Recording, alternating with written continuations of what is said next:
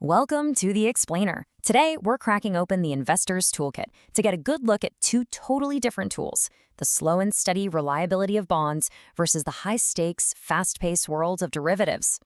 So you have to ask yourself a pretty fundamental question. Are you in this for the long haul, looking for steady income, or are you aiming for a big payoff with a high-stakes bet? The answer really tells you which tool you need to pull out of the box.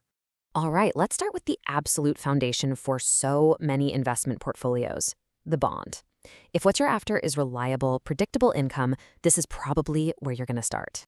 So what is a bond, really? Honestly, the easiest way to think about it is that you become the bank.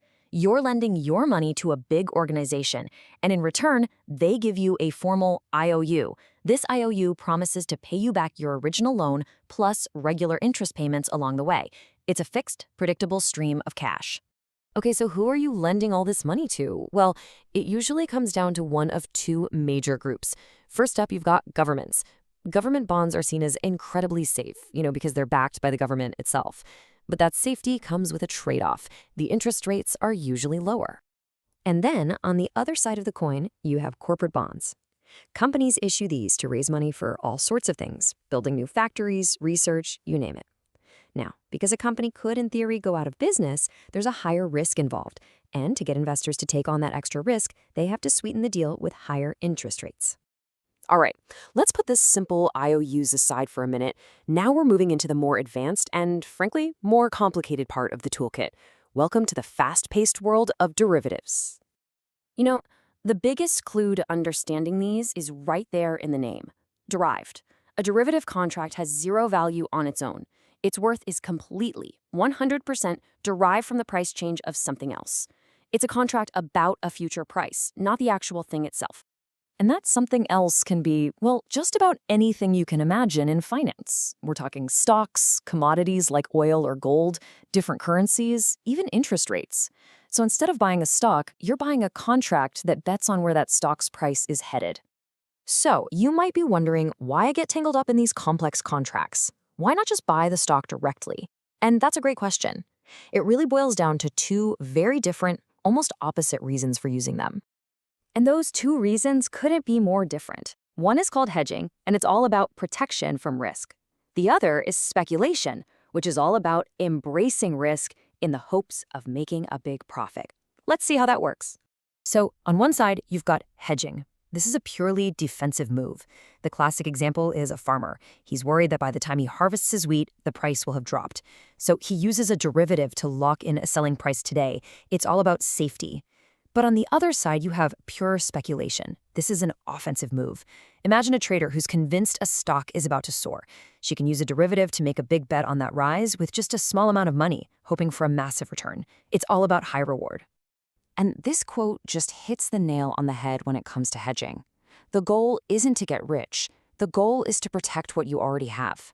It's financial insurance. Okay, let's pry open that derivatives toolbox a little wider. There are tons of different types, but we're going to focus on the two big ones you hear about all the time: futures and options. And believe me, understanding the difference between them is absolutely crucial. And here it is. This is the single most important distinction you need to remember. A futures contract is an obligation. It's a binding deal. Both parties must go through with it. An options contract, though, is exactly what it sounds like: an option. It gives the owner the right, but not the obligation to make the trade. Think of a futures contract as this really rigid, standardized agreement. Everything is spelled out by the exchange: the asset, the size, the date. That makes them super easy to trade, but it also means it's a rock-solid commitment. You can't just change your mind. But that choice you get with an option, that's an incredibly powerful thing. You pay a small fee up front, called a premium, for that flexibility. And here's the best part: if you make a bad bet and the market goes against you, you can just walk away. Let the option expire. The most you can possibly lose is the small premium you paid to begin with. So before we get too carried away with all the possibilities here, we have to talk about the flip side. We have to put the risks on the radar because they are very, very real. With bonds, your two biggest worries are pretty straightforward. First, there's default risk, the chance the issuer just can't pay you back. Then there's interest rate risk. If new bonds are suddenly paying more interest, your older, lower rate bond isn't worth as much. But with derivatives, oh man, The big one, the one you have to respect, is leverage. Leverage is basically a financial superpower. It lets you use a small amount of your own money to control a much, much larger position.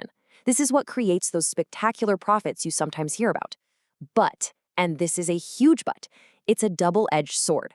It magnifies your losses just as much as your gains.